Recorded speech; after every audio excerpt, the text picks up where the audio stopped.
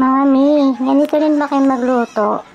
Pag isda yung ulam. So, tara samahan niyo ako kung paano ko lutuin itong tambakol na nabili ko sa palengke. So, yun nga, ang tawag nga pala dito ay ginataang paksiw or pinaksiw muna bago ginataan. So, yun na nga yun. Pero, sa recipe ko na to, mas pasasarapin pa natin yung ating ginataang paksiw. At talaga naman na dami ka ng kinain. So, yun na nga guys, pinirito ko muna yung isda na tambakol at hindi ko na nga naipakita sa video dahil wala naman akong balak sanang i-video to or i-share sa inyo. Pero sayang naman, para naman sa mga gusto rin matikman yung ganito klase na luto ng isda. So, yun nga, pagka-prito ko, sinalang ko lang siya at nilagyan ng mga sangkutsa na sibuyas, bawang, sili at pinakuluan ko na sa suka. Nilagyan ko rin siya ng paminta at yung veg na tinatawag para may umami flavor. So, yun nga guys, huwag kayo matakot gumamit ng veging. Okay yan, safe yan. So, after nga niya kumulo-kulo at ma-absorb ng isda yung ating suka, inilagyan ko na nga ng gata. So, yung gamit ko lang guys na gata, yung nabibili lang sa tindahan.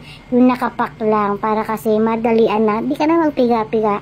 Pero choice nyo yan kung anong gusto nyo. Pero sa akin, okay na yan, madalian luto lang yan. So, after nga kumulo niyan, iibabaw lang natin yung sabaw para ma-absorb din yung nasa, hindi kasi masyadong marami yung sabaw. So, ano-ano lang natin sa para ma-blend lang. Huwag lang natin masyadong haluin dahil nga baka madurog yung isda. Then after nga nun, isasahog ko na nga yung gulay na kasama nito. So guys, pwede nyo siya lagyan ng talong or pechay.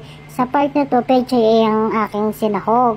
Kumbaga, hinati ko muna yung pechay kasi sabi nila, mas matagal daw maluto yung tangkay ng pechay kaysa sa dahon. So, feeling ko naman totoo talaga siya. So, yun nga, ginawa ko, inuna ko nga muna yung tangkay ng pechay. Hinati ko nga lang yan. Tapos, inibabaw ko lang yung sabaw para ma-absorb din ng gulay yung lasa ng ating, tawag dito, ating ginataang paksiw doon.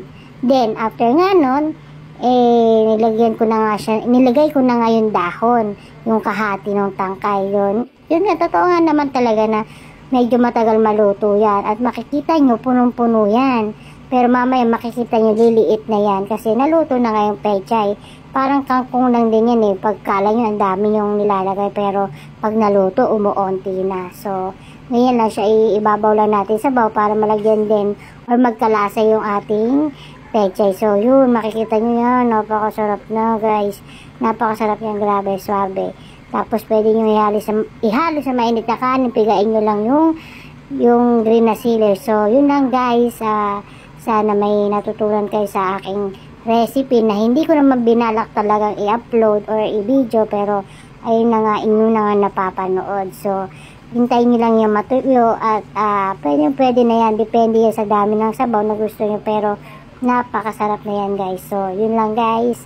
Sana may natutunan kayo. Salamat.